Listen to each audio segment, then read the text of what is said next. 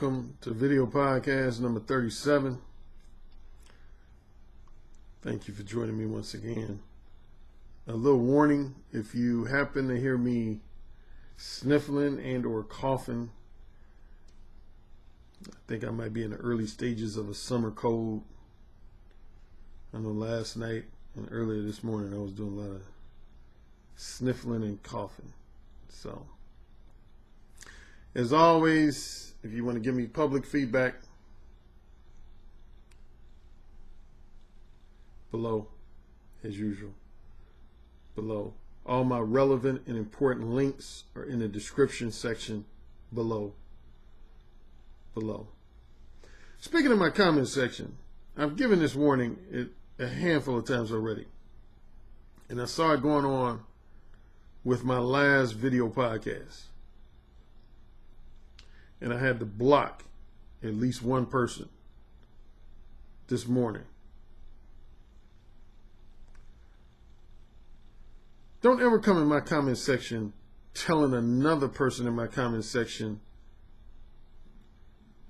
what they can or can't post or what they should or shouldn't post. That's my job.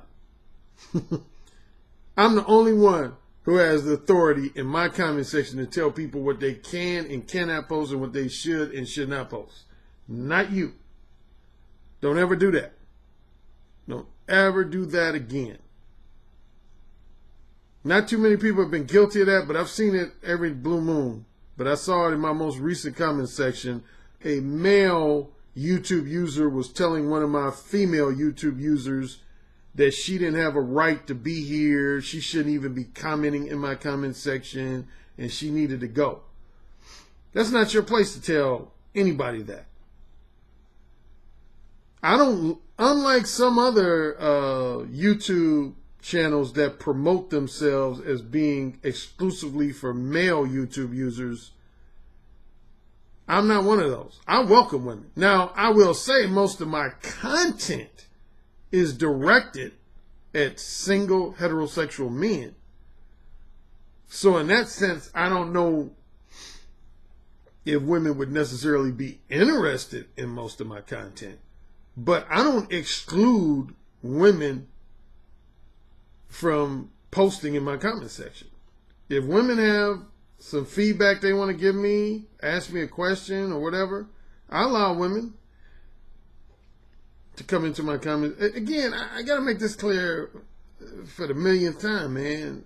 Compared to other men who have YouTube channels in the manosphere, I am not anti-woman like some of you guys are. See, there's a lot of guys on YouTube that are essentially anti-woman. I don't look at women as like the enemy. That's never been me. That's never been me. I don't look at women as like some type of adversary or rival. That's never been me. That's never been me.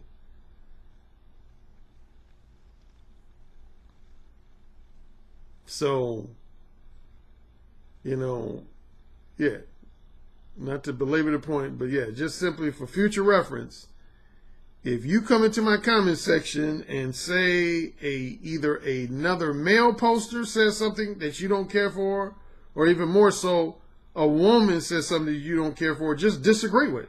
Just simply say, hey, I disagree with your opinion, or I disagree with your assertion, or whatever. But don't say, get out of here. What is a woman doing in here anyway? You shouldn't even be in here. No, I don't play that shit. I will block you. I will block you. I don't play that shit, man. Because my attitude, number one, is, and see, this is why I've been teasing certain factions of MGTOW and other related type guys. If you're anti-female, why the fuck you listening to me anyway? That's what I want to know. Why the fuck you listening to me anyway? I don't promote any things in my books that's anti-female. Even Possibility of Sex, which is probably my book that's the most harshly critical of aspects of women's behavior, I wouldn't even categorize that book as anti-female. And see, that's why I mentioned in my last video and one other video that I think a lot of MGTOW type guys misinterpreted that book. Some guys, not only just MGTOW, but guys who don't necessarily categorize themselves as MGTOW, they looked at that book as a book where I was almost disparaging women. No, the essence of The Possibility of Sex was to highlight that there are many women that can be very misleading and manipulative in their interactions. I always got to touch my face when I do a video podcast. Some on my eyelash. Yeah, the point of that book, The Possibility of Sex, was to highlight that there's a lot of women who can be very misleading and manipulative when they interact with men, and particularly men who they're not really sexually attracted to.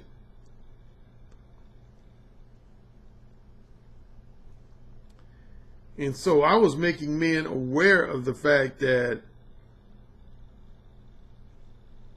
if I had to try, I don't like too much to try to sum up my books, because to me, if I could sum up my book in 1 or 2 sentences, then my book would be 1 or 2 sentences. So, people always say, how can you sum up your book in, like, say, 2 or 3 sentences? My attitude is, if I could easily sum up my book in 2 or 3 sentences, my book would be 2 or 3 sentences long.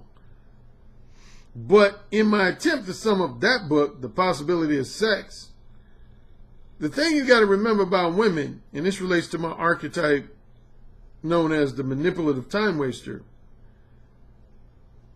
there are a lot of women in society who are not interested in having sex with men, either at all or at minimum they have a less than average interest in having sex with men. But because you have an entertaining personality, you're emotionally empathetic to their problems, and or you're financially generous, they're not going to straightforwardly tell you that they're not interested in you. They're not. They're going to look to exploit you. Either exploit you for your non-sexual, purely platonic attention and companionship, or they're going to exploit you to gain access to your financial resources and material possessions. And so that's the main thing I point out in that book, The Possibility of Sex. Is that basically just because a woman is giving you the misleading impression that she's genuinely attracted to you romantically and sexually doesn't mean she is. But nothing in that book suggested that I'm anti-woman. And speaking of these air quotes, somebody wrote a comment in my comment section saying that I tend to use all my fingers. I said, Alan, you're using too many fingers when you do your air quotes. You use damn near your whole hand. No, I try to do just these 2 fingers for the quotes, but sometimes these other my secondary fingers kind of, I guess, come up a little bit. Speaking of feedback, I'll start off with feedback. And again, if you want to give me private feedback, you can write me through my YouTube pages, as well as at coaching@mode1.net. coaching@modeone.net. Now, I still got somebody going to be mad at me. I went to the grocery store yesterday, and there was about 12 bottles of my favorite flavor, Shine. Strawberry lemonade, Shine. I bought all 12 bottles.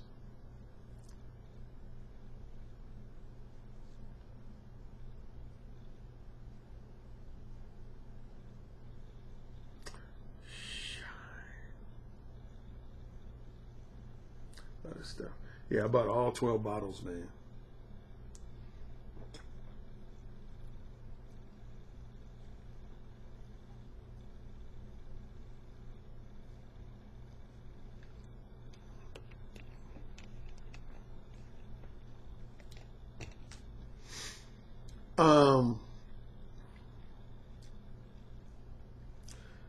Okay, this video is going to return to my previous format, where I'm going to leave about the first 20 to 25 minutes for free for the general public, and the remaining 35 to 40 minutes will be exclusively for my Patreon subscribers, $5 level and up.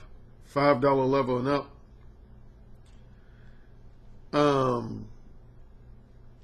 I'll start off with just feedback on my last video podcast number 36A. 36A. The A stands for addendum. Now, it's funny. I always remark how if people don't know you in real life and they just know you via the internet, in particular people who are brand new listeners and viewers of yours, they tend to trip when they see a side of you that they've never seen before. For example, about 3 video podcasts ago, I showed my angry side, or what I also refer to as my, for lack of a better term, my street nigga side. A lot of people tripped off that. Male and females tripped on that side. So now, with my last video podcast 36A, I had a lot of people tripping on 2 things. 2 aspects of my behavior. A lot of people primarily tripped on, a lot of people didn't know I had a funny side to me, which is surprising to me, because if you've even looked at my Wikipedia page once, you'll see in my biographical information, I actually used to do stand-up comedy. I didn't do it long though. And some of my friends were disappointed when I kind of abruptly quit, but I only did it for about 15, 16 months or so. But to toot my horn a little bit, in the 15, 16 months I did stand-up comedy, I left an indelible impression on the Chicago metropolitan area. Like both the Chicago in late 1989, early 90, Chicago Tribune and Chicago Sun-Times actually labeled me the top up-and-coming comic in the city of Chicago. And along with that, I won one of the top comedy contests for up-and-coming comics. They used to run it for years. I don't think they still have it. It's called the Miller Lite Beer Stand-Up Comedy Search. Yeah, Miller Lite Beer used to have a bunch of contests in all the major cities. They would have one in New York. Matter of fact, if you're familiar with the TV actor Ray Romano, he won the same contest I won in Chicago in New York the same year I did, in 1989. He won the Miller Lite New York City Stand-Up Comedy Search Contest. I won the 1989 Miller Lite Chicago Stand-Up Comedy Search Contest. Yeah, they had one in New York, Los Angeles, Chicago, and I want to say 1 or 2 other cities. But yeah, I won. Matter of fact, if you remember Bernie Mac, who was part of the Kings of Comedy, he unfortunately passed away because of an illness. He had his own show on Fox. Yeah, me and Bernie Mac used to be real cool. He won the same contest I won the year after I did. I won in 1989 and he won in 1990. Matter of fact, that's when I first met him. I first met Bernie Mac, I want to say the night I won my contest. He came up to me and he was really complimentary. He was real cool brother. But he was like, damn, man, you are a funny motherfucker. He was like, your comedy is very original. That's what he told me. He said, Alan, you have a lot of original comedy. Who else was I familiar? Damon Wayans, who I just ran into not too long ago when I was in Los Angeles. Last time I was in Los Angeles. He used to be a mentor of mine. Yeah. Damon Wayans of the infamous Wayans brothers family. Yeah. I used to be real cool with Damon. There was a comic named Robin Harris, who I used to be cool with. We used to talk on the phone a lot. He unfortunately, matter of fact, he passed away a few months after I opened up for him. I opened up for Robin Harris. He was known for this bit called Bebe's Kids. And I opened up for him like a month into doing comedy. I had only been doing like stand-up comedy like about 1 month. when I open up for him. And he also complimented me. He liked my material. I didn't have a lot of material at that time. See, that's the thing about material. When you're a comic, a lot of times, man, it takes you months and years to build up your material. Material is something you kind of got to build up. You know, I was talking about that in relation to being here on YouTube, man. There's a lot of YouTube hosts that are starved for content. They're starved. That's why you have a lot of what I call content thieves and content moochers. There's a lot of YouTube hosts that will mooch off of other people's content because they starve for content. But yeah, that's what happens in the comedy world. Like, there's been comics who have gotten into fights because they saw other comics basically steal their material. Some people would steal their material verbatim, and other people would steal like the theme of their content, and then they would put their own comedic spin on it. Matter of fact, I mentioned Damon Wayans, man. At the contest that Bernie Mac won in Chicago in 1990, there was this comic who was a contestant in the contest that was stupid enough. He did one of Damon's bits in the contest, and Damon was the fucking host of the contest. Man, Damon came from backstage. Man, I thought Damon, seriously, I thought Damon was going to steal on your boy, man. Damon was hot. He was about to steal on your boy, man. I was one of the guys who had to calm him down, man. Dude, because this dude was just blatantly stealing his shit. And Damon was like, yeah, there's been a lot of well-known, anybody familiar with the world of stand-up comedy, they know that. See, the reason why people steal shit is like, I did a video podcast about, I briefly touched on things like copyrights, trademarks. See, that's the thing about being here on YouTube, man. Well, one advantage I have, I use a lot of content from my books. And a lot of content of my books is copyrighted. So people, anything that's copyrighted, people can't blatantly steal. Anything that's trademarked, people cannot blatantly steal without risking being sued. But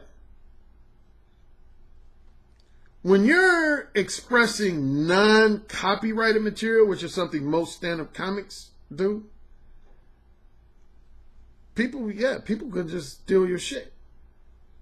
Like, matter of fact, if you remember that there was this MTV personality that I kind of got into it on Twitter about the whole delineations between alpha male and beta male. I saw a video where she was commenting on that on YouTube. Like, she basically said she doesn't like YouTube for that very reason.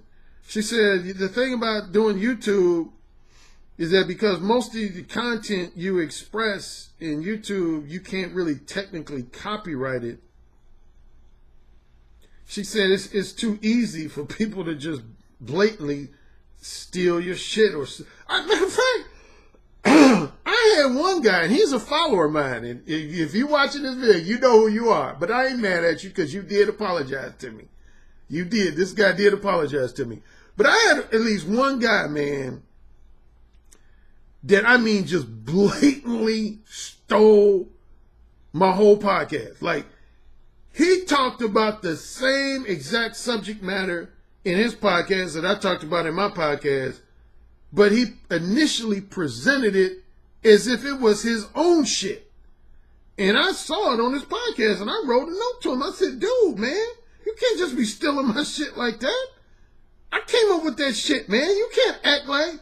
I mean, it's one thing if he had started off his podcast saying, I'm going to talk about something that I heard dating coach Alan Roger Currie talk about on his podcast, and I just wanted to add some of my own commentary to what he talked about. You know, people do that all the time. But you can't just take something that I talk about and act like it's original from your own mind. The fuck? But again, to his credit, this follows credit. He genuinely apologized. And later on, he edited his podcast to give me credit. So I ain't mad at him no more. But Yeah, that's the tricky thing, man. And see, that's kind of somewhat related to my last podcast. What I talked about in my very last video podcast about the other YouTube hosts that I've been having, I really don't like to call it a beef, but for lack of a better word, the beef with. I was saying that that's one of his objectives with me. That's one of the reasons, that's actually, you could say, what caused the beef. Is, again, to put it in simple terms, I told him in a non-antagonistic manner, you could say basically in a nice, respectful manner, that I didn't want him mentioning my name anymore in his podcast, and I didn't want him promoting my books anymore, endorsing and or promoting my books anymore in his podcast. And initially he said he wasn't. He even said in an angry tone, emphatically via email, he was basically like, you can rest assured I will never mention your name and never mention your books again. But then he turned around and did that. And again, as I pointed out, I don't want to rehash the last video too much, but one of the things he pointed out, one of the objectives I pointed out in my video podcast, one of the reasons why I think he didn't want to totally avoid mentioning my name on my books, if nothing else, is because talking about me and my books contributed to a lot of his content. I would say, over the last year and a half or so, I would say no less than 20 to 25% of the content in his video podcast was either directly or indirectly related to me and my books. So essentially, by me telling him I don't want him to talk about me or my books would be like asking him to eliminate roughly 20 to 25% of his content. And again, most YouTube hosts are very content starved. Like, matter of fact, O'Shea Duke Jackson, who I mentioned in the last video, he's the editor-in-chief of the Negro Manosphere. That's why he first encouraged me to get on YouTube. There was a few people that encouraged me to get on YouTube. Actually, the very first person was my brother years ago. And then I would say the second person was one of my frat brothers, a guy named Tim Beverly. We call him Big Bad Bev. I remember he told me it was 2012. Yeah, he told me back in 2012, I was in Los Angeles. We was hanging out in Los Angeles. And he said, Alan, you need to get on YouTube. He was basically like, fuck Blog Talk Radio. You should be on YouTube. And I kind of blew it off. But in those few months right before I got on YouTube, the main person who was encouraging me to get on YouTube was O'Shea Duke Jackson. And, one of the reasons why he said, Alan, you definitely should be on YouTube because you're not a person who has to depend on other people's material and subject matter for your content. He said, you're a content creator. You'll hear that term used by a lot of YouTube hosts. They'll divide people into content created. And I would say that's generally true. I would almost loosely generalize YouTube hosts into three categories: content creators, content moochers, and content thieves. Those would be my three categories. Other people might have their own categories, but that would be my three categories of people on YouTube. A content creator is somebody who doesn't have to talk about stuff that he's heard somebody else talk about. Most, if not all, of his content is original stuff from his own mind, and if he's a book author, from his own books, or if he's a blogger, from his own blogs. So the vast majority of his content is original stuff. Content moocher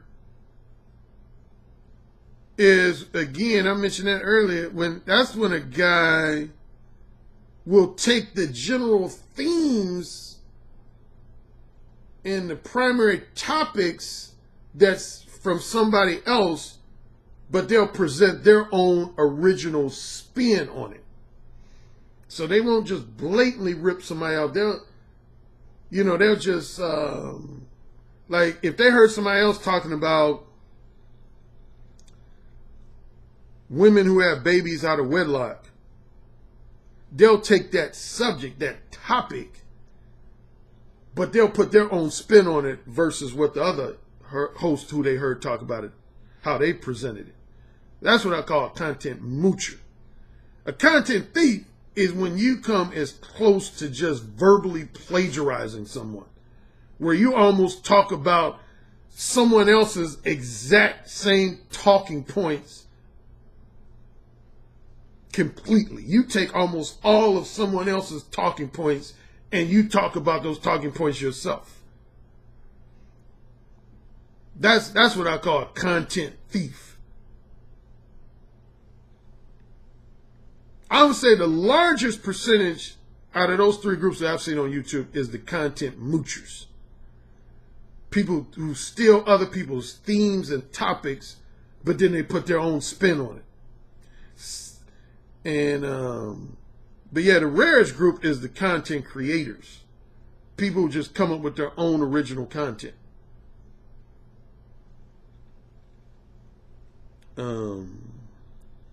But anyway, going back to my main thing I was talking about. Damn, I'm already at 27 minutes? God damn, time flies. Okay, I ain't going to be talking too much longer about for the free portion because I want to save at least 50% of this video for my Patreon subscribers. But I was saying how, yeah,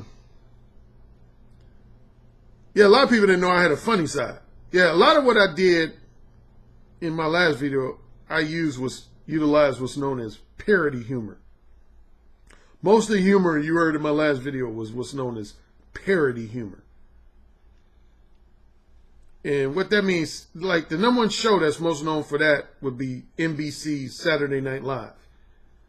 Just about all their skits center around parody humor.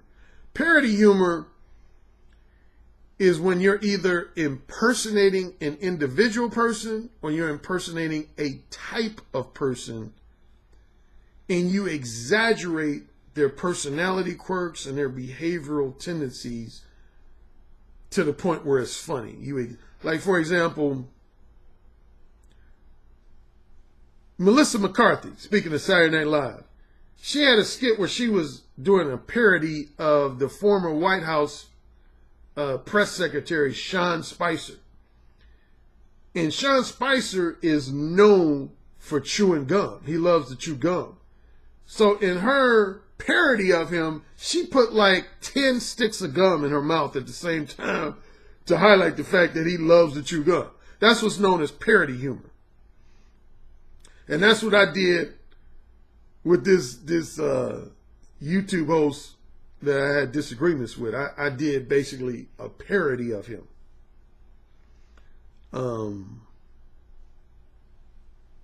Yeah. And a lot of people were tripping off my myriad of voices. I've always been known for that since I was a little kid. Like when I was actually a little kid, my older brother used to call me Rich Little Jr. Most of the young people wouldn't even know who Rich Little is, but Rich Little was probably the most well-known impersonator in Hollywood. Like he could mimic people's voices in general mannerisms. I'm trying to think who's well known in today's comedy world for impersonations. Like Dave Chappelle, he knows how to imitate types of people. More so, he doesn't so much do as many individual impersonations as much as he knows how to impersonate types of people, particularly types of black people. And I know how to do that myself. Matter of fact, somebody in my comment section referred to me as he said, man, Alan, you like the Dave Chappelle of YouTube. Because, yeah, I used to do like when I was in college in my fraternity. That was one of my claim to fames in my fraternity.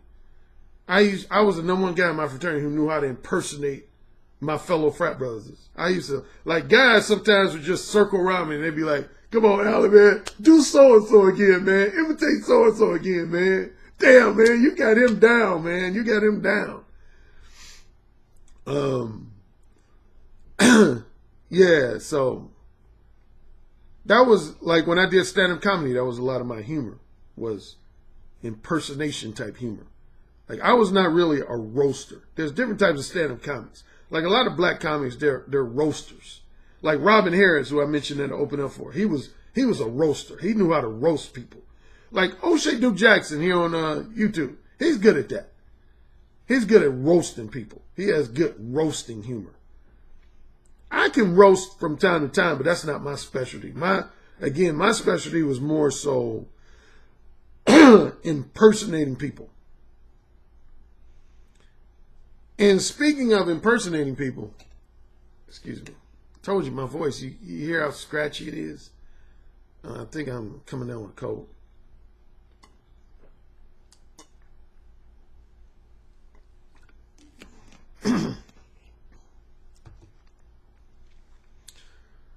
Next to people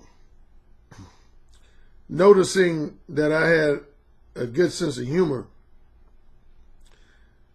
the second thing I got a lot of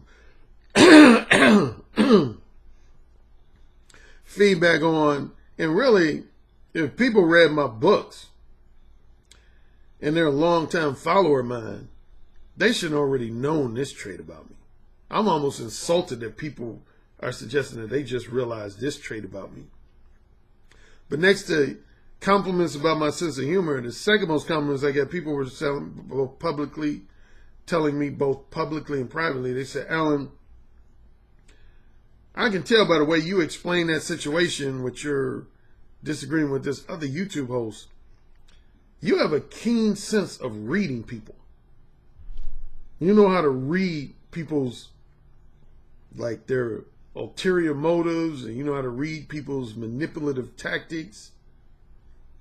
And again, that's almost one of those things I'm flattered by that compliment. But if people are just now discovering that, I'm almost insulted by that. I mean, I talk about that in one of my books. My second paperback ever was called Upfront and Straightforward.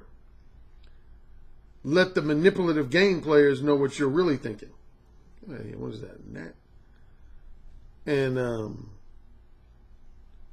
one of the things I talk about in that book, I kind of lightheartedly toot my horn about, is I say, just like people have been telling me the last 36, 48 hours or so, 72 hours, I say in that book, I say I have a very keen sense of reading people. Matter of fact, one thing I point out in the book is I use this, I don't know how many of you used to watch this show on Showtime. It was called Californication, with this actor named David Duchovny, who gained fame playing Mulder, Fox Mulder on the X-Files. And in the show Californication, he played this writer who lived in Los Angeles, who was having his challenges both with his career as well as he was having a lot of love life related challenge. Basically, he wanted to hook up with his ex-girlfriend, who was also his baby mama, his daughter's mama, but she didn't really want to hook up back with him because she felt like he was too promiscuous, even though she had cheated on him. The reason they had broken up was not because he had cheated on her, but it was because she had cheated on him, but yet her criticism of him was that he was too promiscuous. Which he was. He was very promiscuous in the show. Anyway, there was this one scene, I think it was either episode 1 of season 1 or episode 2 of season 1. It was one of those two, where his literary agent was also one of his closest friends. And his literary agent tried to set him up on a blind date with this chick, this blonde chick. So they were at this restaurant. It was David Duchovny's character. I forget what his name. Oh, Hank Moody was his character's name. It was Hank Moody, Hank Moody's literary agent, who was also one of his closest friends. Can't remember his name on the show. The literary agent's wife, and this blind date. And so during the course of the conversation, during dinner, the woman says, so you're a writer, huh? And Hank Moody's like, yeah. And she says, I heard writers are very observant and very perceptive, which is generally true. Most writers are, particularly novelists, but I would say most writers are. And he said, yeah, Hank was like, yeah, I'm gonna say that's true. And so she said a couple like really smart, alecky comments to him that you could tell were getting him a little irritated. And then she said, well, if you're so observant and perceptive, like, what do you perceive about me right now? And the his friend, the literary agent, immediately was like, no. Like, do not ask Hank that question. And they told Hank, they was like, Hank, do not answer that. Do not answer that. Because they knew how Hank was. So they tried to stop him. But, of course, he was already irritated because she had made some smart, alecky comments. So sure enough, he said, okay. And he begins to make assessments on this woman. And you could tell by her facial reactions when he made an assessment that was very valid and on point. Because she would kind of frown. Like if he offered an assessment that really wasn't on point, she would just kind of either smile or look indifferent. But when he made points that were on point, she would kind of begin to frown. And yeah, I can't remember all the comments he made, but like a few of the comments he made about her, he said, here's my assessment of you. You impressed me as a woman who ended up going to a college that her family really couldn't afford, like University of Southern California. And she went, like, she kind of made a face like, that could be true, could not be true. He said, and when you were young, you were the fat chick. You didn't have too many female friends, and hardly any of the men hit on you because you were the fat chick. But then you were always the fat chick with the cute face, the woman that everybody would say, God, if she lost weight, she'd be a looker because she got such a cute face. And then guess what happened? You lost weight. And then you gained more female friends, as well as you gained more attention from men. But most of the men you dealt with just treated you like a one-night stand or a weekend fling. They fucked you and then they left you alone. And that hurts you because you were looking for the boyfriend. You were looking for the knight in shining armor. But you were just mainly the woman that guys just wanted to fucking get the dick sucked and then leave alone. And so you're still looking for that knight in shining armor. And the reason you're on this date is because you think I'm going to be that guy. But I'm not. Because I'm going to be the guy that's also going to fucking die. Now again, that's what wasn't his exact dialogue, but I'm very much paraphrasing. But those were some of the points he made about her, man. She got so agitated by his valid assessments of her that she just got up from the table and left. And anyway, the reason I bring up that story, I point out that in my book, Upfront and Straightforward, because I've literally done that type of shit. Like my close friends can tell you, I've done that type of shit. What Hank Moody did at that table, I have literally done almost that exact same thing with women. I remember one time I was in grad school, I did that. I was hanging out with some classmates, and one of my female classmates introduced me to one of her girlfriends. And she put me in that situation.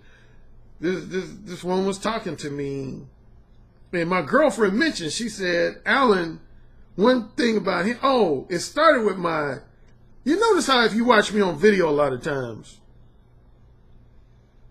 even though I'm looking at you through webcam, so it's not like you right in front of me, but you'll notice I just sometimes just look at you. Or more specifically, I just stare into the webcam. Well, if you think I do that on my video podcast show, if you were to meet me in person, trust me, that's the number one thing most people trip off of me. Because, again, my brother, one thing he said about me, he said, bro, you're like a sponge. And that relates to my comedic talent of impersonating people. Because when I meet people, what I do is I soak them in.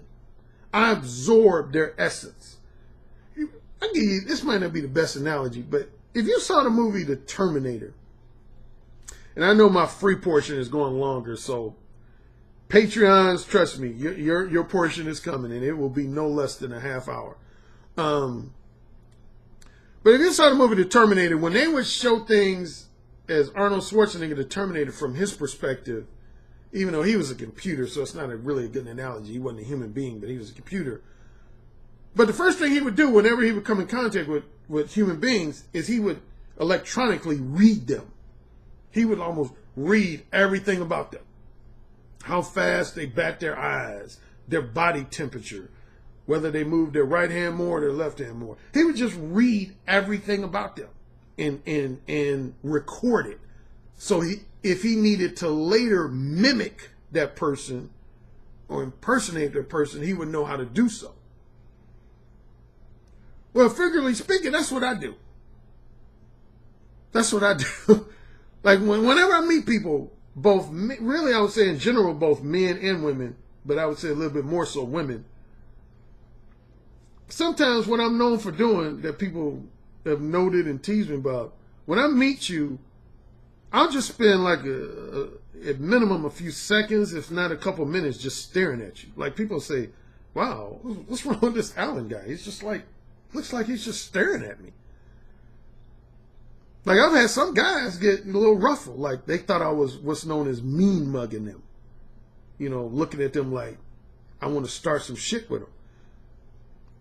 But I stare at people because I read people. And if I say so myself, I read people very well.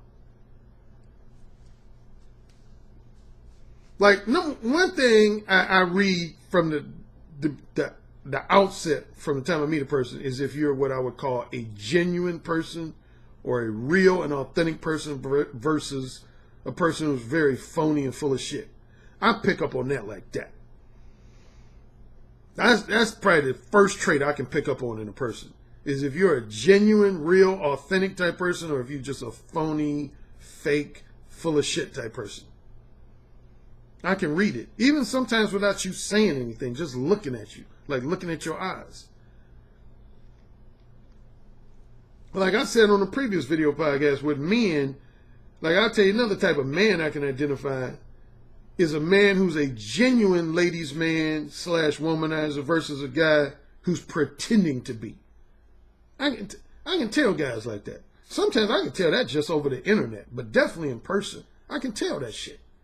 I can tell when I'm around a guy who's a genuine ladies' man / womanizer versus a guy who's pretending to be, but he's not.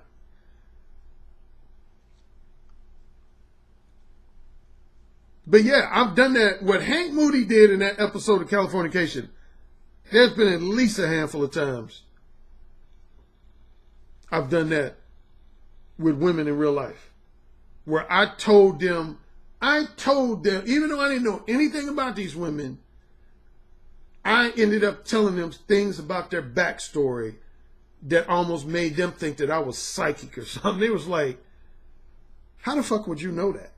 Like, how the hell would you ever know that about me? Seriously, I mean, I'm literally like, there's been a couple times I freaked women out. They were like literally like, how would you know that?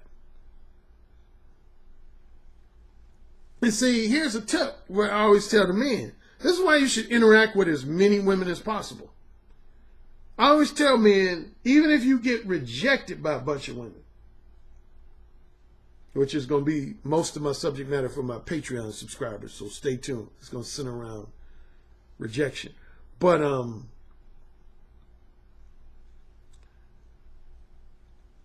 that's why I tell men to interact with. See, when you're a guy who's a hermit or a recluse and you really don't interact with a lot of people, that's when you don't really develop your ability to read people.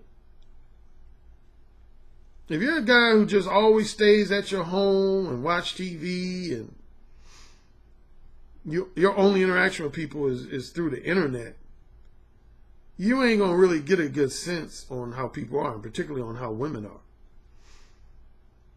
See, one of the reasons I read people so well is because I've interacted with so many people in my life.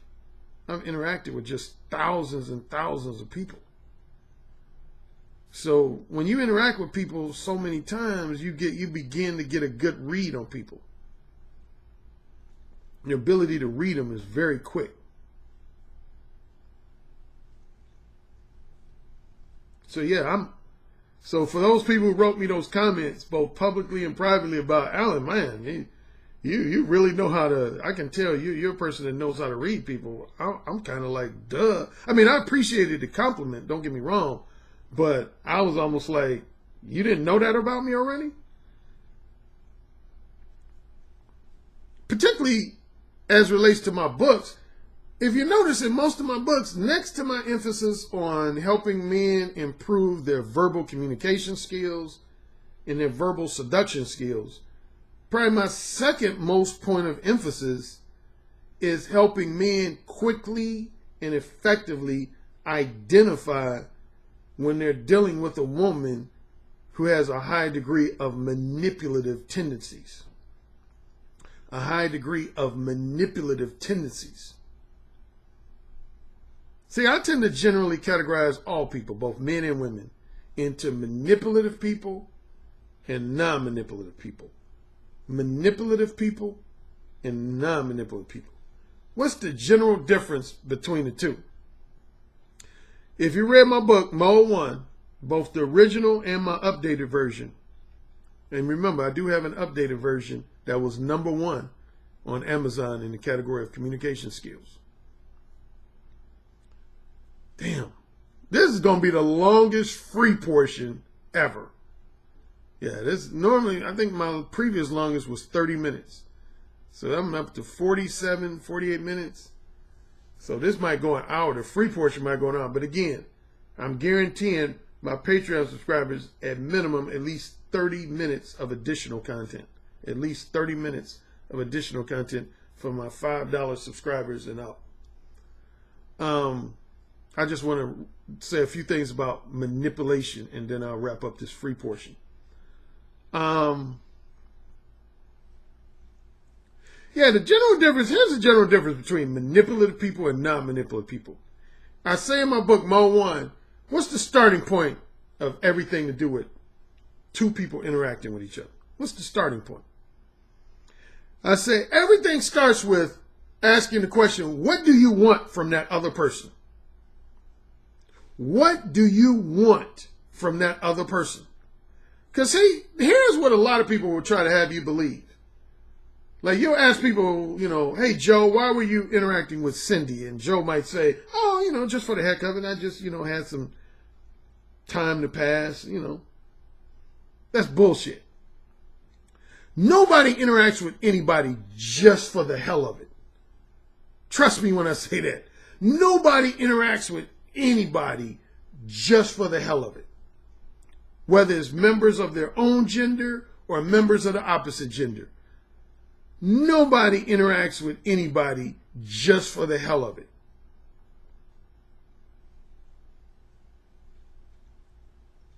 When you interact with anybody, you're looking to gain something of either tangible value from that person or something of intangible value from that person. One of those two. Anytime you interact with another human being, you are looking to gain either something of tangible value or something of intangible value. If you're not familiar with those two terms, I'll break it down. Tangible means something you can see, feel, and touch. Something you can see, feel, and touch. That would be something of tangible value. 2 to 3 examples of tangible value would be like you're interacting with a woman because you want sex from her.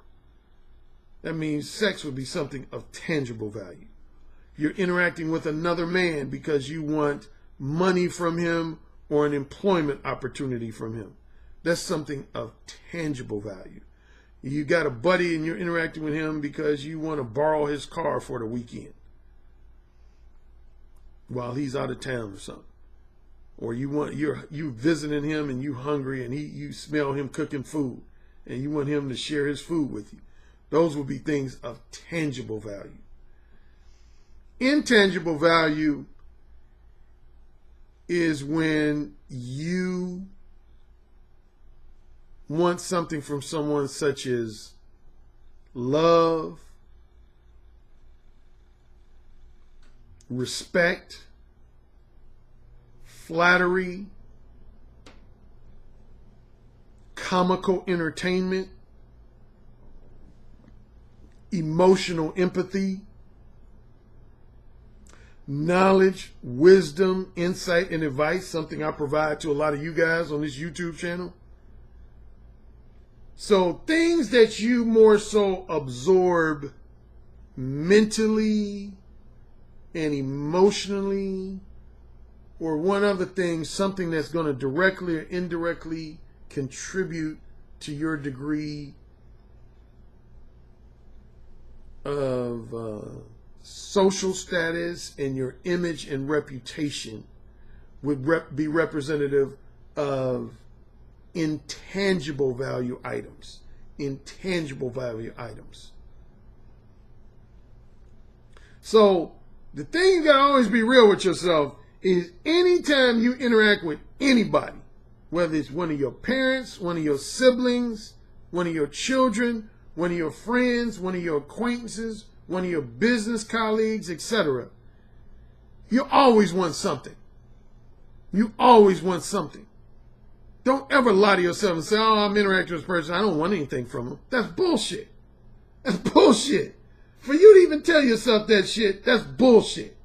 You always want something from somebody. That's one of the things I say in my book, Mode 1. You always want something from someone. Again, you either want something in the short run or the long run of tangible value, or you want something in the short run or the long run of intangible value. You want one of those two things. Like I would use myself as example. Most of the people who come to my YouTube channel, they either want one of two things usually. They either want to be, at minimum, they want to be entertained. If nothing else, people come to my YouTube channel because they want to be entertained. And most of my clients and potential clients, they want to absorb knowledge, wisdom, insight, and advice from me. Knowledge, wisdom, insight, and advice from me. So both of those things will fall into the category of something I'm presenting to people of intangible value. So that's the starting point. You always want something from somebody. Always. Now, as that relates to manipulation, the main way people tend to deviate into two categories, starting with what they want from people, is how honest they are about what they want. If you want ABC from someone or XYZ from someone, and you're willing to let them know that in an upfront, specific, and straightforwardly honest manner, that means you're a non-manipulative person. It means you're a non-manipulative person. So, for example, if you're a heterosexual man and you meet a woman you're attracted to and you want her sexual companionship, and you tell her straightforwardly up front, the reason I'm talking to you is because ultimately I want to have sex with you. That would mean you're exhibiting non-manipulative behavior. If you had a male friend who happened to be wealthy and you were having some financial struggles and you told that male friend, hey, you know, Jonathan, I got to be real. One of the reasons I keep calling you so much and you keep getting so many emails from me because, quite frankly, I need to borrow some money from you. I need some money from you. And I was wondering if you could help me out because I got a lot of financial struggles. See, that would be you exhibiting non-manipulative behavior. Manipulative people, what they do is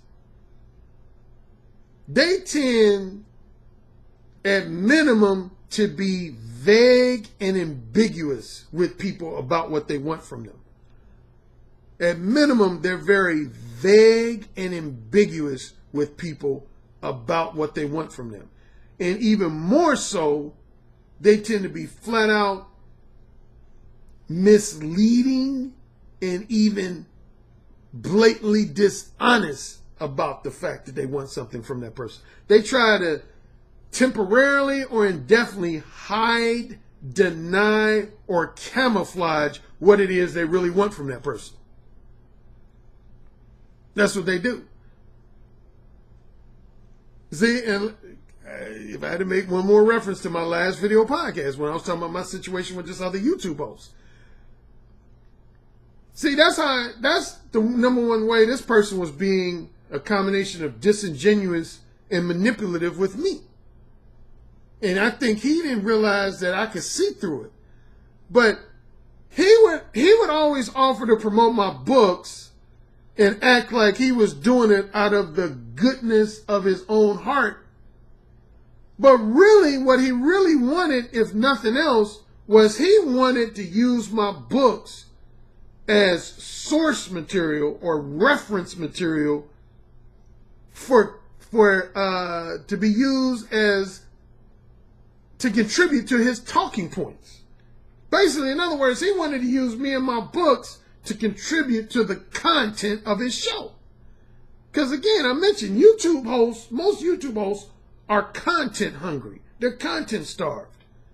They need content, just like in mainstream media. Most TV talk shows, that's why they have a team of producers to come up with content. Most national radio programs have a team of producers to help the host come up with content. Most news stories. There was a movie with Jake Gyllenhaal that highlighted this point. I can't remember the name of it. It was a good movie. Jake Gyllenhaal was real dark in this movie too. He was real dark. Man, he was dark. That's one of the darkest roles I've ever seen Jake Gyllenhaal in. I can't remember the name of the movie. It was based in Los Angeles. But that movie highlighted how the TV news programs that you see on ABC, NBC, CBS, etc., how starved they are for content. So basically, that's what this YouTube host was doing with me, man. But the thing about it, he wasn't just coming out and saying that.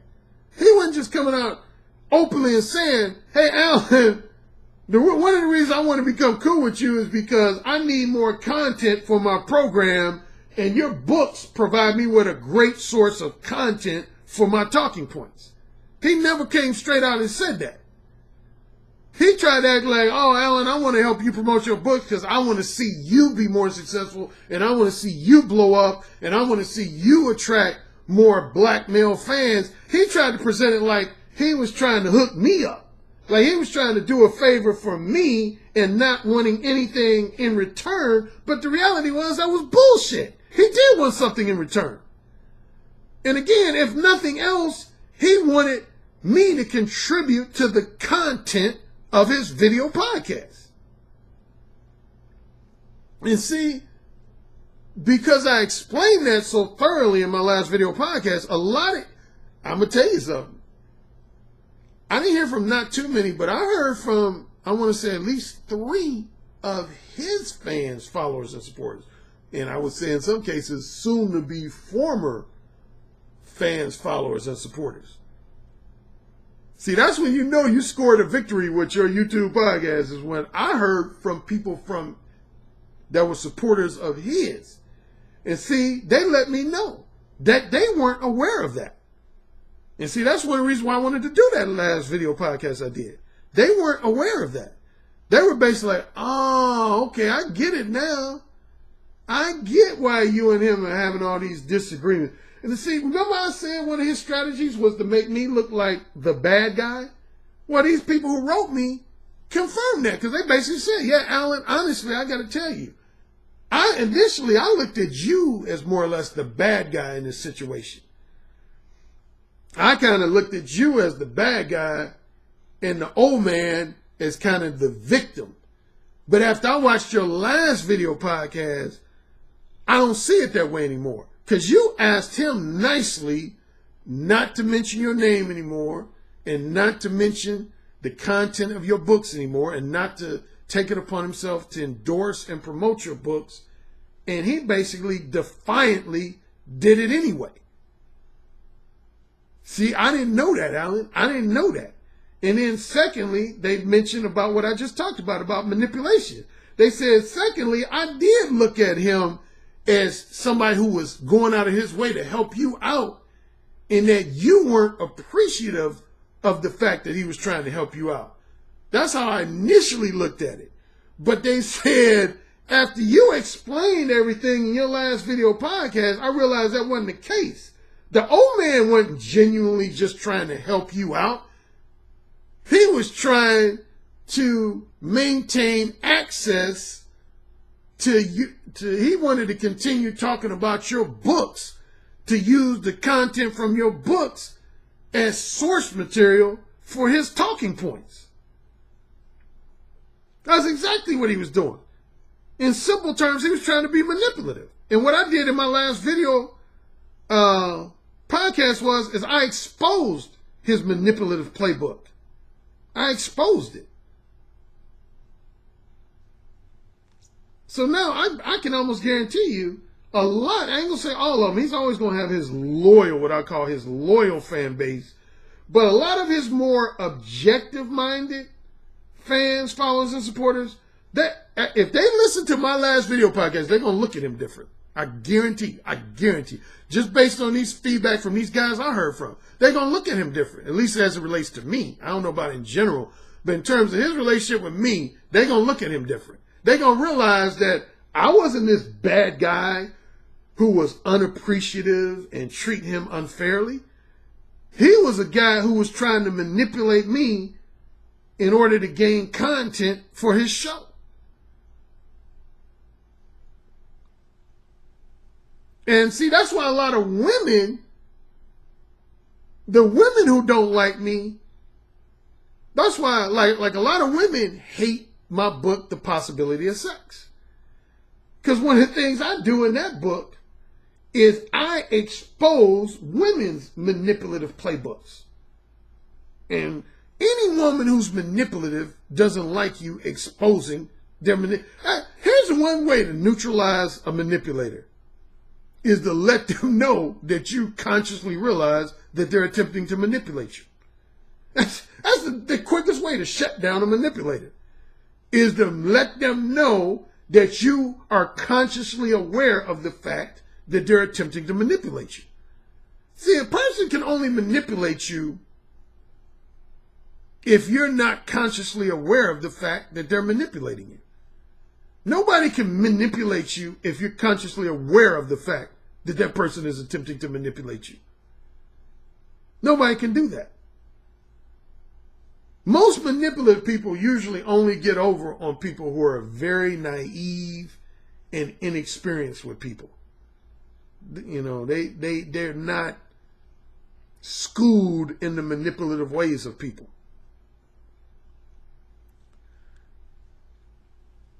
And see, one thing about me, again, toot my horn, which is why I feel like I had the credibility to write my books that I've written, particularly a book like The Possibility of Sex.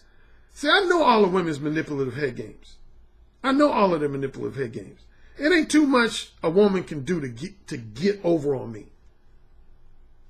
I know women's manipulative head games.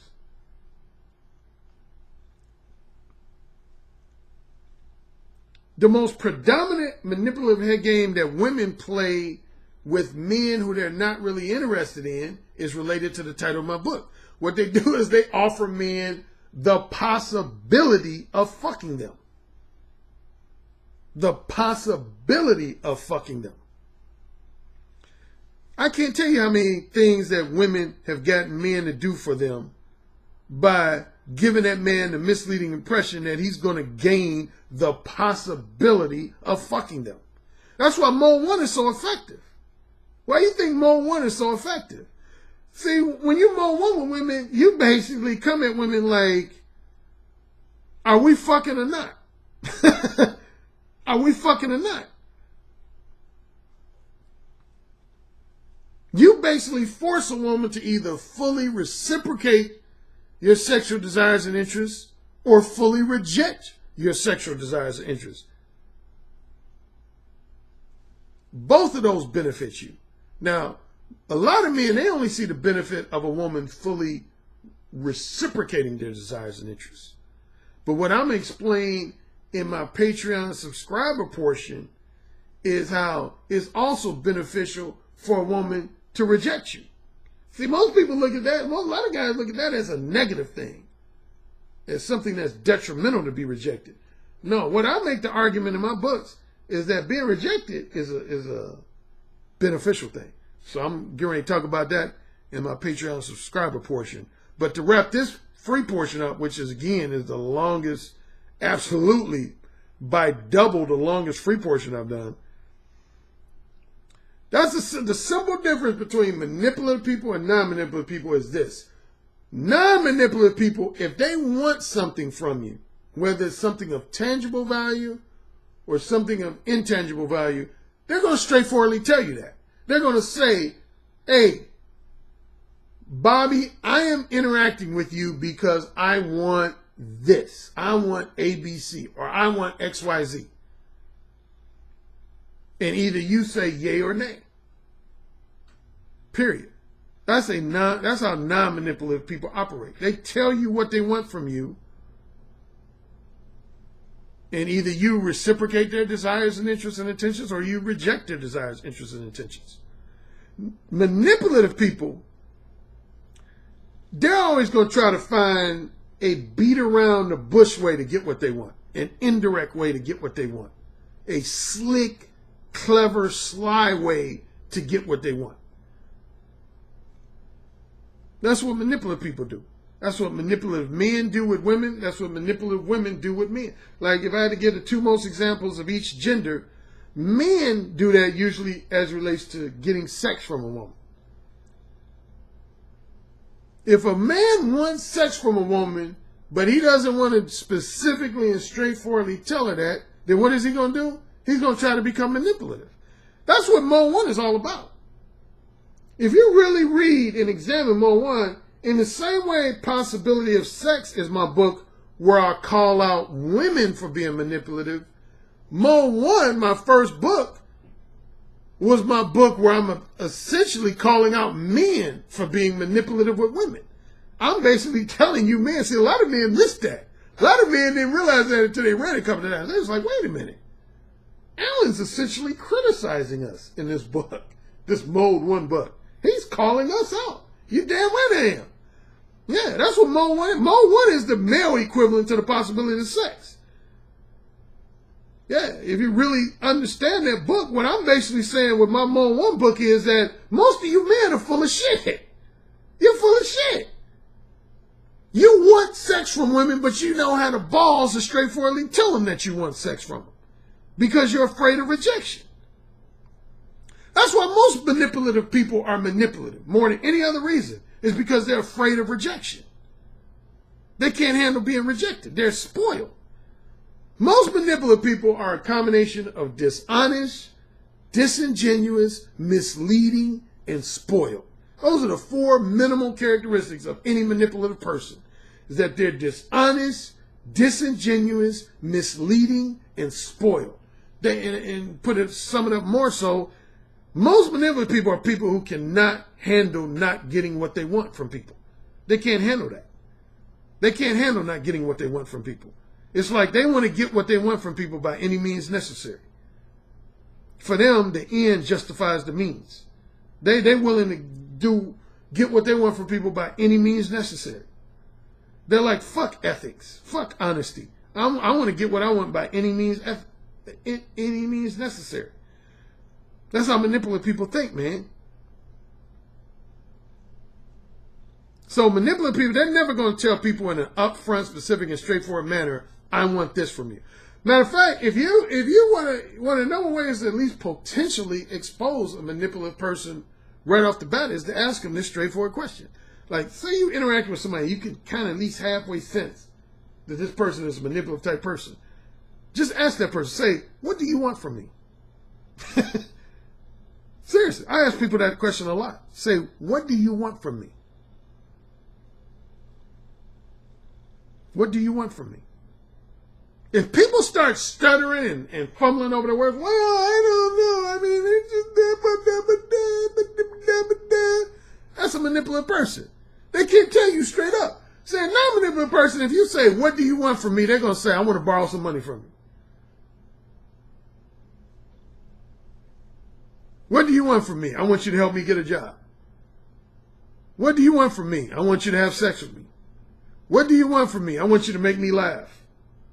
What do you want from me? I want you to give me some advice on solving this problem. Non-manipulative people, they're going to tell you straight up what they want from you, man. Manipulative people, when you ask manipulative people, what specifically do you want from me?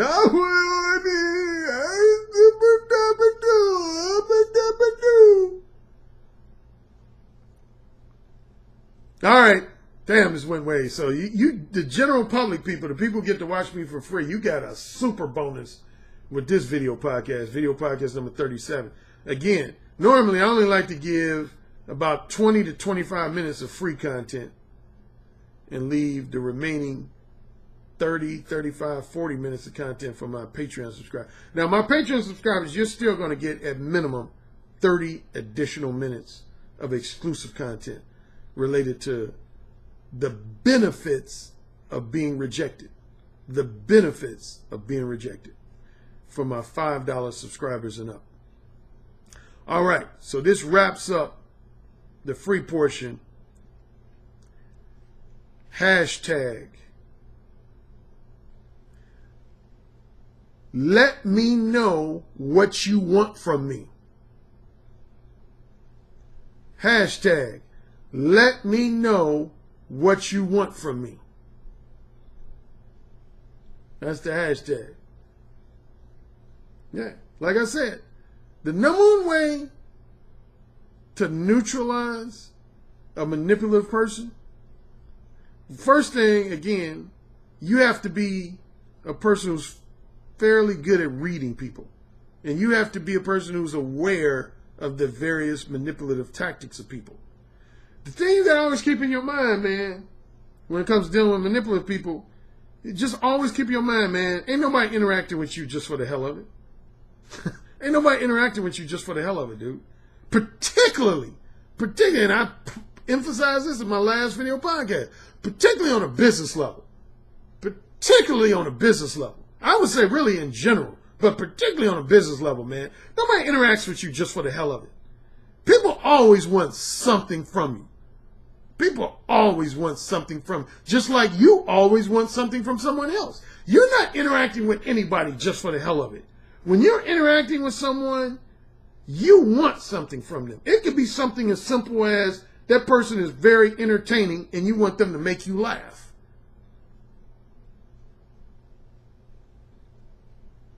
That person has more knowledge and wisdom than you, and you want that person to share that knowledge, wisdom with you and enlighten your mind. And at maximum, it could be something like you want money from them or you want sex from them. You always want something from somebody. Anytime you deal with any human being on a regular or semi-regular basis, you want something. You want something. Just like you guys. Most of you guys, and particularly my clients, I want to exchange my knowledge, wisdom, insight, and advice for your money. Shoot, I don't try to hide that shit. I want to exchange my knowledge, wisdom, insight, and advice for your money. I want you to show me your appreciation for the knowledge, wisdom, insight, and advice I provide you with by either buying my books, purchasing a consultation session, purchasing a one-on-one face-to-face coaching session, or subscribing to my Patreon page. I don't try to be phony about that or disingenuous about that. I'm upfront. I don't want to do shit for free. I don't want to give you guys knowledge, wisdom, insight, and advice for free. Fuck that. I don't. I'll be honest. I'm honest and upfront about that. I don't. I can't earn no living giving you guys shit for free. So anyway, enough of this free portion that ran an hour and 15 minutes. Patreon subscribers, stay tuned. I'll be with you in a moment.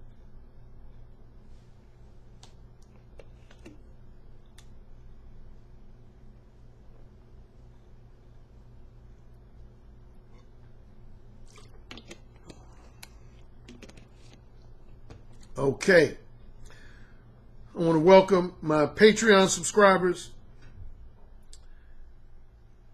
$5 level and up, $5 level and up.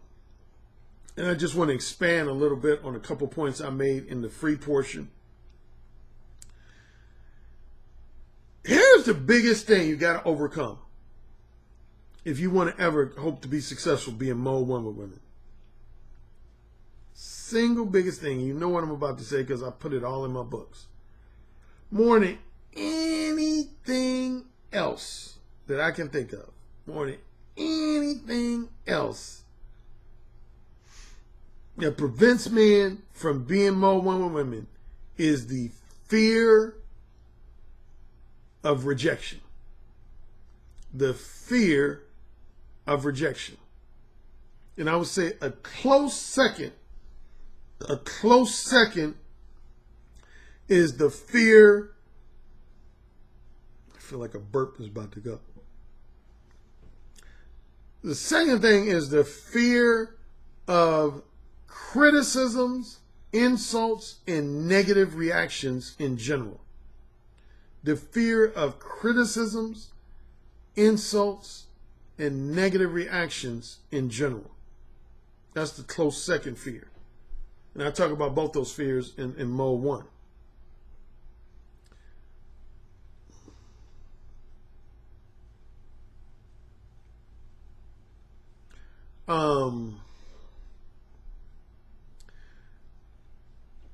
See, that's where I separate myself from probably 95% of pickup artists and other dating coaches. If you listen to a lot of pickup artists and a lot of other dating coaches, they will try to give you advice that centers around preventing and or avoiding rejection. I can't tell you how many times I've seen a pickup artist speak or some other dating coach speak, and a lot of their advice centers around the notion of trying to prevent and or avoid rejection in general, and specifically quick, abrupt rejection. Like some pickup artists treat that like that's the worst thing that could ever happen to you, is to experience quick, abrupt rejection. I'm one of the few, if not the only dating coach that says just the opposite. I tell guys this all the time, and some people, it raises their eyebrows. They think I'm strange for saying it, but I love quick, abrupt rejection. I really do. I love quick, abrupt rejection. If a woman is genuinely not interested in what I'm interested in, if a woman is not interested in what I'm interested in, here's the only time that quick, abrupt rejection bothers me, is when a woman rejects me before I've even had an opportunity to let her know why I want to share her company. And see, this is why I don't really like small talk. This is one of the main reasons why I don't really like small talk. Let's say I was to approach a woman and I spent like 5 minutes talking about how great the weather was and how good that Cubs game was and how much I love chicken wings. And all of a sudden she said, you know what, Alan, I'm sorry, with all due respect, I don't want to talk to you anymore. I'm not interested in talking to you anymore. Now see, that's going to affect me. That's going to bother me. That type of quick rejection would bother me. Why? Because I didn't get a chance to let her know why I was really talking to her and why I really wanted to share her company, which of course was to date her or fuck her. So yeah, that's the only time quick, abrupt rejection bothers me, is if the quick, abrupt rejection happens before I've had an opportunity to let that woman know why I really initiated a conversation with her, why I'm really talking to her, and why I ultimately want to share her company. But if I've already had the opportunity to let a woman know why I initiated a conversation with her in the first place, and why I ultimately want to spend time with her in the future and say she was to reject me right after that, I don't have a problem with that. That never bothers me, ever. That never bothers me. It might bother other guys, but I can honestly say that never bothers me. Like, I've never left the conversation feeling agitated because of that. So if I was to approach a woman and within the first 2 to 3 minutes of conversation, I say, you know what, Linda, you know, I like to use the word Linda term. That's my most used name according to my listeners and viewers. Let's say I approach a woman named Linda and I say, hey, I gotta let you know, Linda, the main reason I approached you is because I find you attractive, I find you sexy, and I want to exchange pleasurable orgasms with you. I want to fuck you silly. And she says, no, I'm sorry, I'm not interested. You're too X-rated for me. No. I don't care. I don't care if that woman rejects me.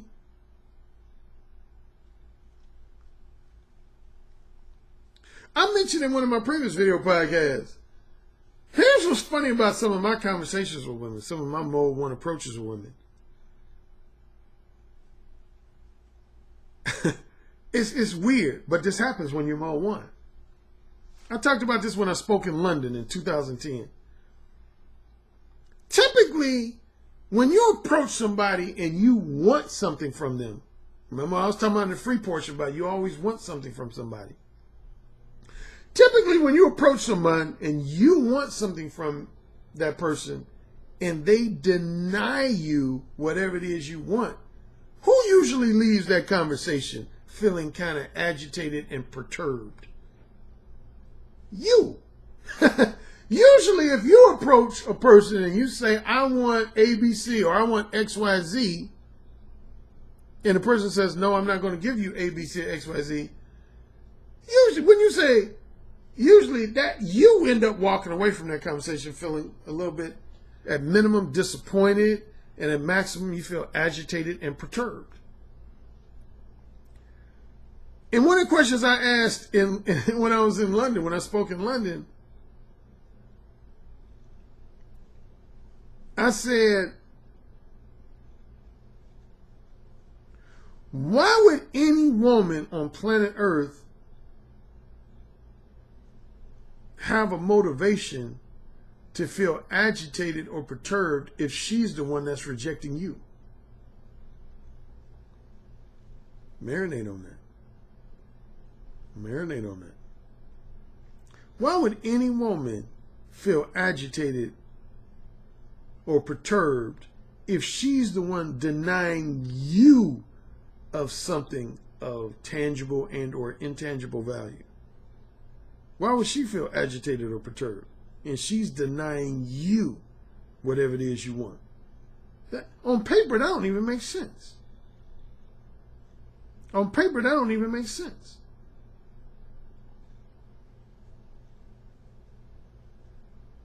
That would be like a friend of yours coming to you and saying, hey, Fred, I would love to borrow $500. And you say, no, I don't want to loan you $500. No, I'd have to respectfully decline your request. Okay, after telling your friend that, why would you feel agitated? Why would you feel perturbed if you're the one who was in a position to deny your friend that $500? What's the only way you would feel perturbed if you had to deny your friend his loan request? What's the only way? Think about it. What's the only way you would feel agitated if you had to deny your friend a request for $500?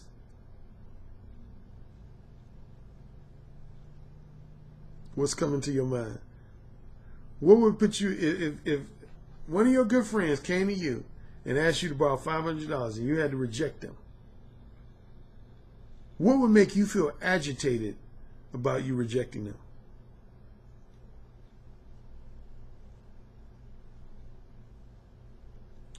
The number one time you would feel agitated is when you know that this same friend has been providing you with something of tangible or intangible value, and now you feel like if you deny them that loan request, that they're now going to deny you something of value.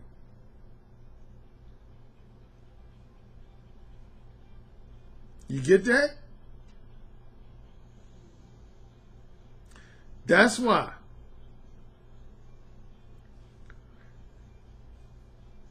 I'm listening to my mobile phone in my other room ringing. I don't know if you can hear it.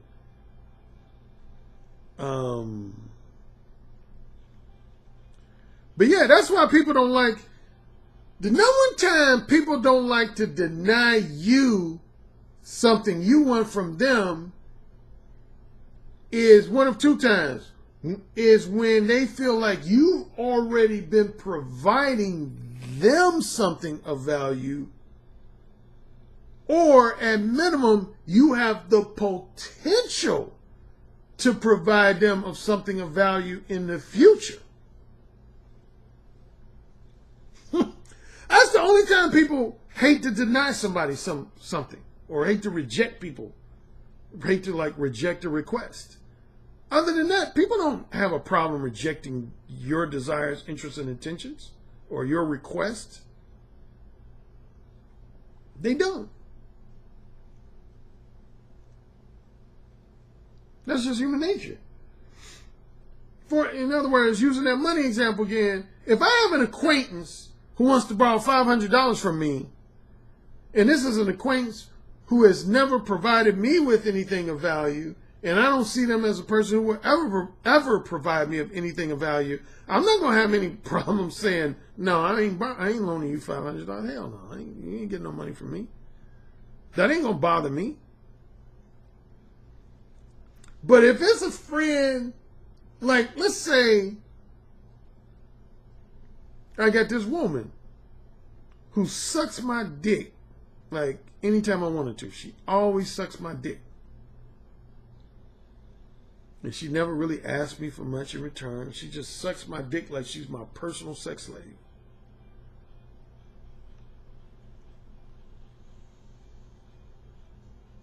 Man, the reason I'm pausing, I hear my mobile phone ringing. I hate when people call my mobile phone multiple times. That's so irritating. Have you ever had people do that to you? I have a lot of people do that. Usually women, but a few guys do it too. They'll call my mobile phone like over and over again, even after it's gone to voicemail. I can't tell you how many times I've had, usually women do that to me. They'll call my mobile phone like 3 or 4 times in a row. I've had guys do that here and there. They'll call my mobile phone like twice in a row.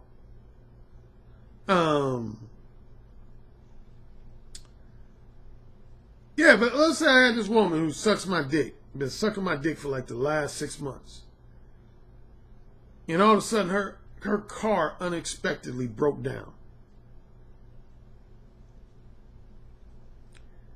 And she said, Alan, can you loan me $500? I swear I'll pay you back in like 2 months.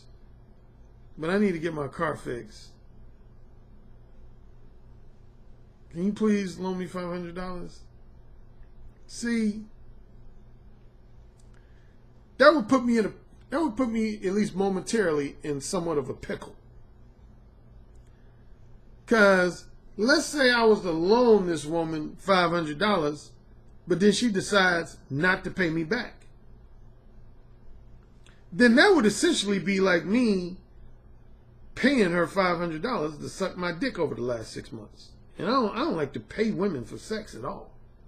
I'm sorry. Call me cheap. Call me frugal, and I'm known as, among a lot of women I've dealt with, as one of the, for lack of a better word, one of the cheapest guys I've ever. I like to call myself frugal. But I've always mentioned on my video podcast, I'm not a whiner and diner type at all. I'm almost the complete antithesis of a whiner and diner type.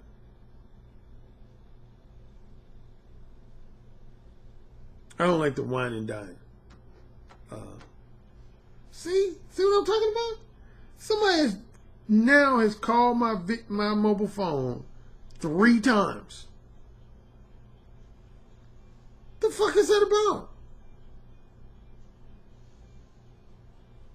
Fuck you blowing up my phone like that for? Man, that pisses me off.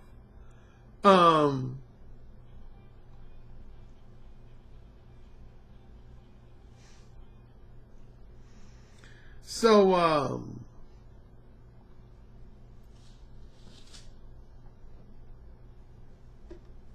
everything happening now. Now my shade fell apart. I always keep a shade in here to keep the sunlight out.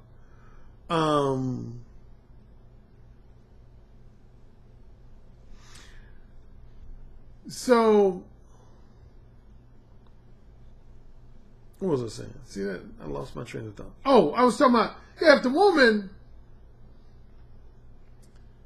if I loan her $500 and she chooses not to pay me back, then that is essentially like me paying her $500 for sucking my dick for the last 6 months.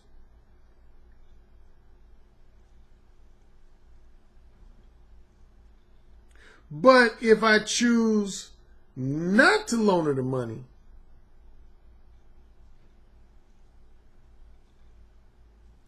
she might go to another guy who loans her $1,000, and if she's attracted to that guy just as much, if not more than me, she might start sucking his dick every other day of every other week for the next 6 months.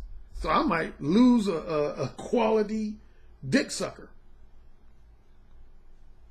Now, I usually keep a number of options so that if I lose one, it doesn't affect me too much. But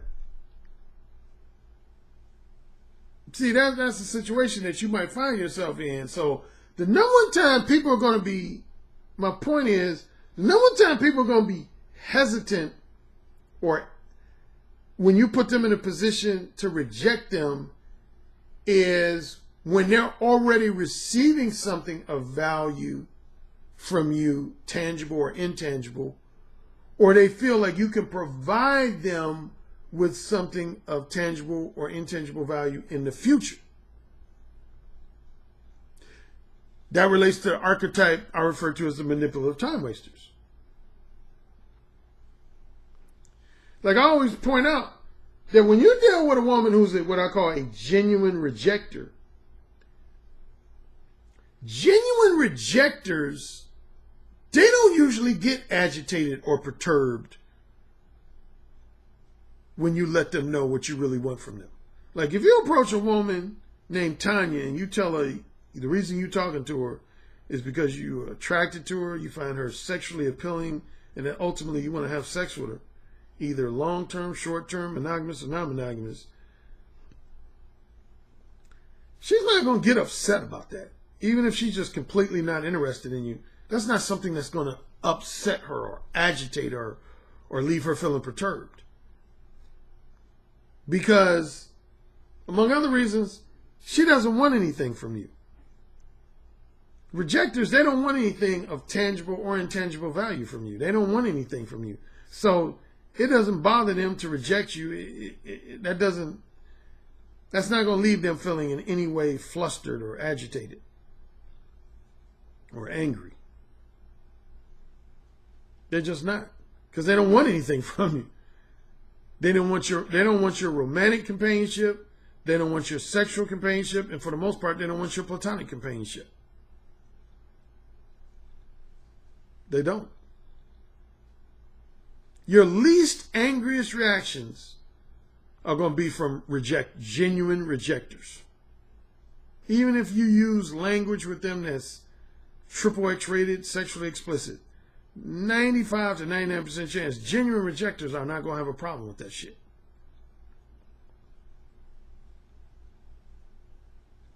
But manipulative time wasters will. Manipulative time wasters are always going to have an angry reaction to you when you put them in a position to reject you. Always. Manipulative time wasters hate to reject men. They hate to straightforwardly and abruptly reject men. They hate that. They don't like that. Why? Because of what I've already explained. See, unlike a genuine rejector, a manipulative time waster is basically a woman who is not interested in sharing your company in any type of romantic or strictly sexual manner, but she very much wants to share your company in a purely platonic manner. She very much wants to share your company in a purely platonic manner. Either because, at minimum, you're very entertaining and you're very emotionally empathetic, you're very flattering. So those would be the minimal things why she wants to share your company platonically. It's because you're flattering, entertaining, and emotionally empathetic to her problems. And at maximum, on top of those three things, you're financially generous. You allow her access to your financial generosity, your financial resources, and your material possessions. So see, a manipulative time waster is looking to gain something of tangible and intangible value from you. And so they don't want to deny you sex straightforwardly, because by denying you sex straightforwardly, they're denying themselves the potential to gain something of value from you.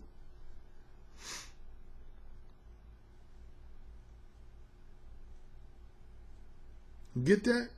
Get it? Got it? Good.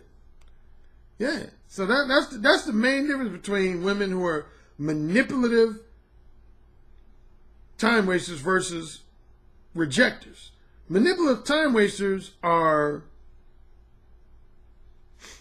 basically rejectors who want to manipulate you first, gain something of value from you first, and then reject you. Then later on reject you. They want to reject you days later, weeks later, months later, in some cases years later, after they've already exploited you for something of value. That's what a manipulative time waster wants to do. They want to exploit you first for something of tangible and or intangible value first, and then they're going to let you know that they have no interest in having sex with you or no interest in dating you or becoming your girlfriend or wife. Here's the trickiest ones. See, here's the most savvy manipulators. Here's the most savvy manipulators. I'll point this out in The Possibility of Sex. The trickiest manipulators are the women who will actually sleep with you. I think I pointed this out actually in one of my other premium video podcasts. The ones who will actually sleep with you at least occasionally. Like, there's some women, if they really want what you have to offer them non-sexually really, really bad, what they'll do is, instead of denying you sex completely, they will have sex with you at least occasionally. Like, say, they might have sex with you like once every 4 to 6 weeks or something like that. They'll give you just enough sex to motivate you to keep providing whatever it is you're providing for them of tangible and or intangible value. That's what your most savvy manipulators do.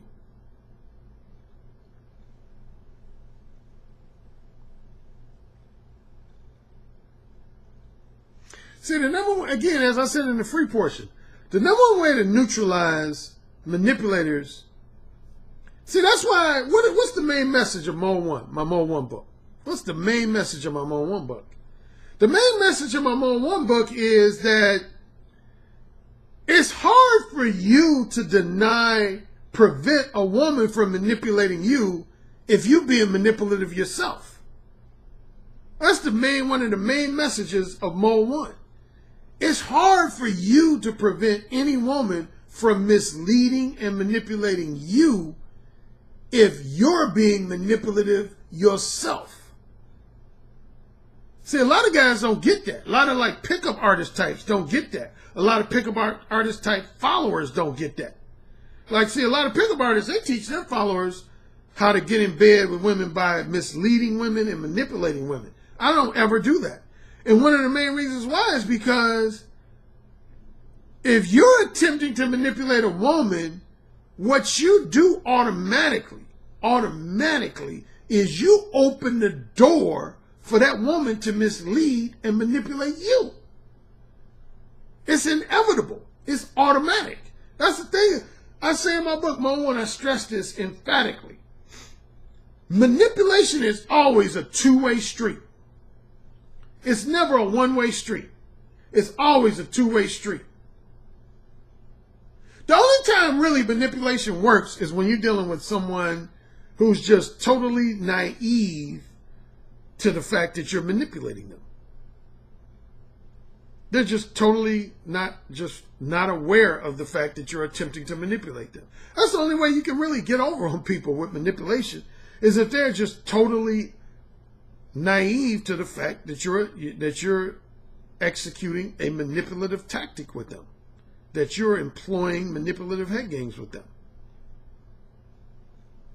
That's the only way a man will be able to get over on a woman, and the only way a woman will be able to get over on a man, is if those people are just really, really naive. That's why the subtitle of my book, Possibility of Sex, How Naive and lustful men are manipulated by women regularly. The two types of men who are going to always be easily manipulated are men who are incredibly naive, meaning that they are not consciously aware of when women are attempting to manipulate them. And secondly, men who are just sexually desperate. Men who are super duper horny and they don't have any options available to them. Those men are always going to be manipulated. Always. Anytime you're naive and or sexually desperate, you're always going to put yourself in a position to be manipulated by women.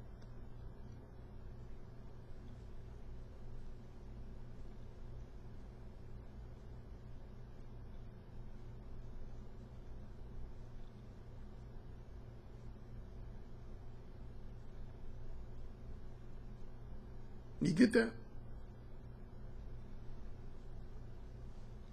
Damn, sun shining all over my face. I hate that. Makes me look like I got a two-tone face with all that sun shining on my face.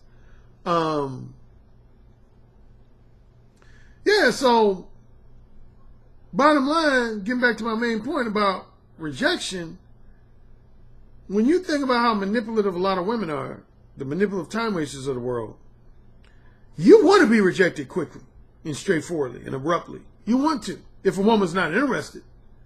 The only time you really don't want to be manipulated too quickly is if you spend so much time on small talk that you haven't got around to really letting a woman know why you really approached her and why you really want to share her company. That's when I would say, that's the one time I would say it's a negative thing to be rejected too quickly. But as long as you've had the opportunity to let a woman know why you approached her and initiated a conversation with her in the first place, and why you really want to share her company in the short run, long term, or both, then you should welcome rejection. You should welcome rejection. Rejection, I'm telling you, rejection is more to your benefit. Rejection is more to your benefit when you're mode 1. See, when you're mode 2 and mode 3 with women, that's when I would say rejection is not to your benefit. But when you're mode 1, more often than not, rejection is to your benefit. In other words, let's put it this way. If you give me a choice between a woman reciprocating my desires and interests or rejecting my desires and interests, then obviously I would prefer that a woman reciprocate my desires and interests. But if you give me a choice between a woman rejecting my desires and interests quickly and straightforwardly by the end of my first conversation with her, or that woman causing me to invest a significant amount of time pursuing her companionship and a lot of time and money pursuing her companionship, only for her to reject me after our second date, third date, fourth date, or fifth date, then I would rather be rejected by the end of my first conversation. I'm telling you, and I think most of you guys know this, to me, delayed rejection always stings more than quick, abrupt rejection. Always. No doubt. Always. Always, always, always, always, always. Trust me when I say that.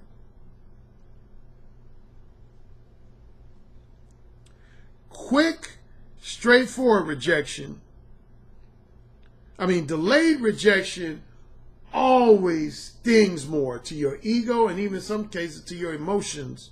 It always stings more than quick, abrupt, straightforward rejection. I've never had quick, abrupt, straightforward rejection leave me discombobulated. Like where I was either dejected or feeling sorry for myself or feeling angry or frustrated. That's never happened. The only time I felt a bit agitated when I got rejected quickly is if either a woman was unnecessarily harsh with her rejection. Like I felt like she was unnecessarily mean-spirited.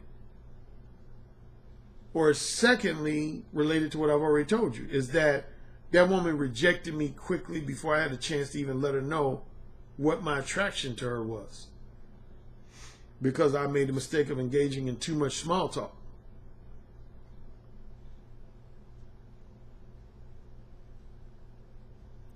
But as I said in the free portion, if you think you're dealing with a manipulative woman, the number one way to neutralize a manipulative woman is to let them know that you're consciously aware of the fact that they're attempting to manipulate you.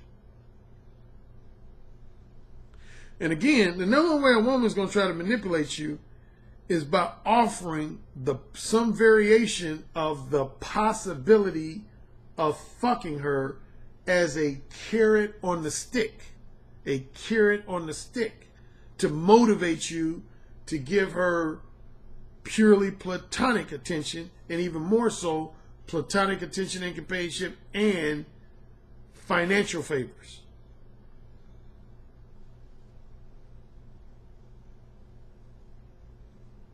But get over that fear of rejection, man. Don't listen to these pickup artists that try to tell you you should go out of your way to avoid rejection and do whatever, Same with trying to avoid criticisms and insults and negative reactions. Same thing there. See, if you give in to that fear, man, you're going to open yourself up to be manipulated, man. You're going to open yourself up to be manipulated. Again, man, anytime you would try to manipulate women, you opening the door for them to manipulate you. Period. Period. And again, that's what mode 1 was about, man. See, like for example, when you're exhibiting mode 2 behavior and or mode 3 behavior, you might not look at it this way, but in your own way, you're essentially trying to manipulate women. You are. You're essentially trying to manipulate women. Like, what did I say in the free portion? I said the most minimum thing that manipulative people do is they always leave their desires, interests, and intentions vague and ambiguous. They're not specific and straightforward with them.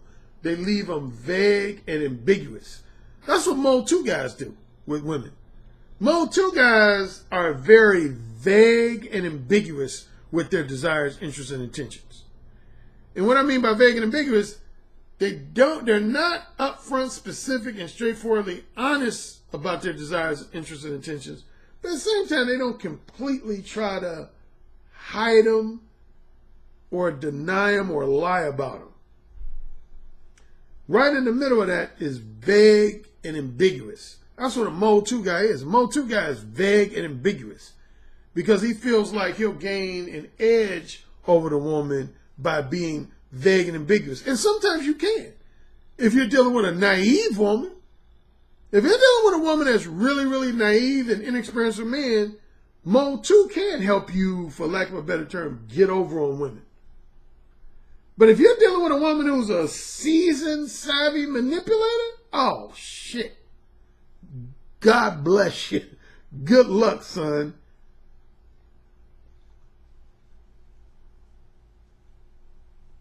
God bless you and good luck. That woman gonna run circles around you. If you're dealing with a woman who's a seasoned, savvy manipulator, she's gonna run circles around you. She's gonna run circles around you. So that's what a Mode 2 guy is. A Mode 2 guy is a guy who primarily, his method of dealing with women is to be flattering, entertaining, and vague and ambiguous. Flattering, entertaining, and vague and ambiguous regarding his desires, interests, and intentions. A Mode 3 guy is a guy who takes it a step further. When you're Mode 3, what that basically means is you're attempting to completely hide, deny, camouflage, or lie about what your desires, interests, and intentions are. In other words, you completely don't want women to know in any way, shape, or form what your true desires, interests, and intentions are. You want to totally keep them to yourself. Because when you're Mode 3, what you're doing is you're hoping, with fingers crossed, you're hoping that women will make the first move with you. That's what you're really hoping when you're Mode 3. You're hoping women will make the first move with you. Or in some cases, like say you're a married man who's lying to women and giving women the impression you're single, then you don't want it to be found out that you're married or that you got a fiance or a long-term girlfriend. Or you're lying about the fact that you have promiscuous intentions. You want a woman to think you want a long-term monogamous relationship when in reality you want a short-term non-monogamous relationship. You're just flat out lying.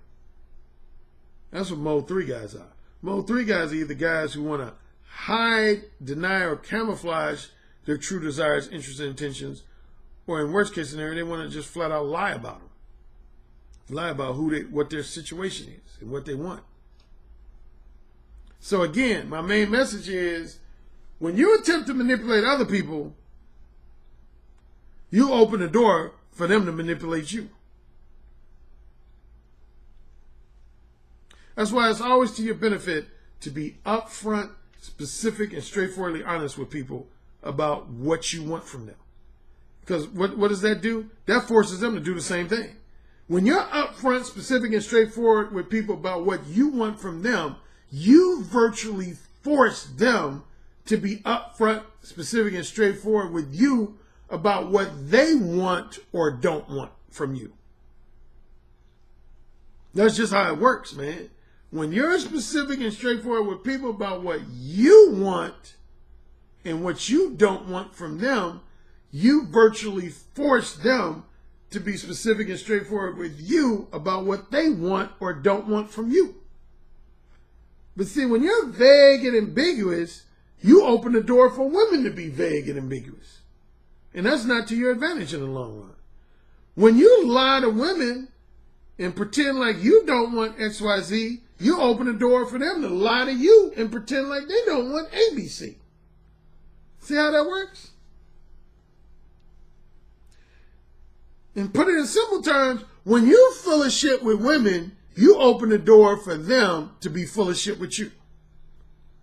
When you full of shit with women on a regular or semi-regular basis, you open the door for them to be full of shit with you on a regular or semi-regular basis.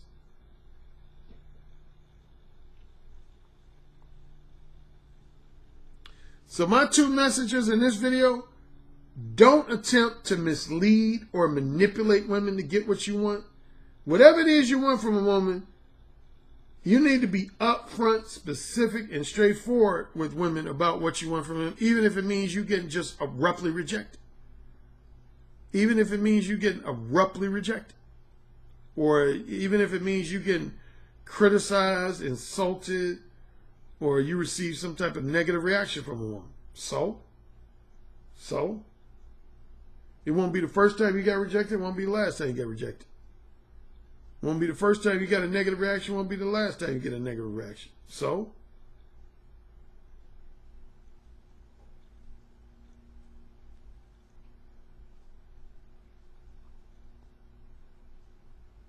And if you sense someone is trying to manipulate you, like let's say a woman just is all of a sudden real flirtatious with you and giving you a lot of attention, and you can't figure out if she wants to give you some pussy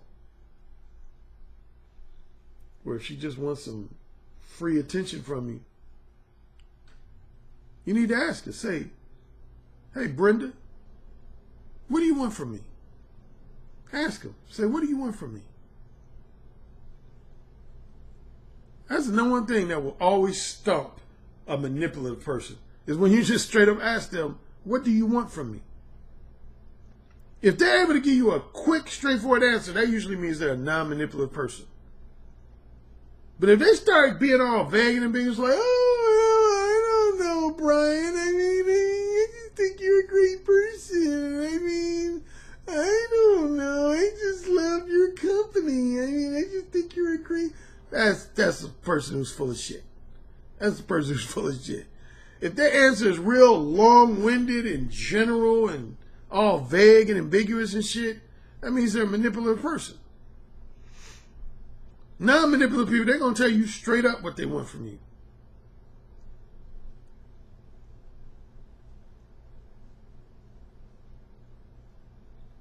So anyway, hashtag for the Patreon portion. Manipulative head games go both ways. Manipulative head games go both ways. That's the hashtag for the Patreon portion. All right, fellas. I might be back with another video this week. I can't guarantee it. I might not do my next one until Sunday, Monday, or even as late as Tuesday of next week, because I got a lot of stuff going on. So I'll say this. If you see a new video posted from me before Sunday, then you obviously, you know, I had the free time to do another one. But more than likely, my next video is not going to be either somewhere between Sunday afternoon, Sunday evening, or as late as Tuesday morning. All right, until then, enjoy the rest of your day and enjoy the rest of your week, and I will talk to you soon. Mode 1, baby. Go out and make some shit happen. Quit being afraid of rejection. Quit being afraid of negative reactions. Yes, sir. Say it again. Yes, sir. Who's the king? Alan, you're the king. Say it again. Alan, you're the king. You're dominating me. Say it again. Alan, you're dominating me right now. Mode 1. Mode 1. Daddy, can I go, please? You're the king. Say it again. Oh, you're the fucking king. Yes. Yes. Yes. You're the king, Alan. AKA the king of verbal seduction. You know, it's the tone of your voice, how seductive your intonations are, the vibrations that you could just reach out over the phone lines and stroke a woman's breast just by the sound of your voice, how you could make her pussy so wet just by the sound of your voice. That's actually very hot. So you said my show was what? I said your show is powerful. Oh, say it again. Your show is powerful. I bet the king would fuck me really good. Oh, yeah. Who's the king? Alan Roger Currie. Roger Currie, the king. The king. The king.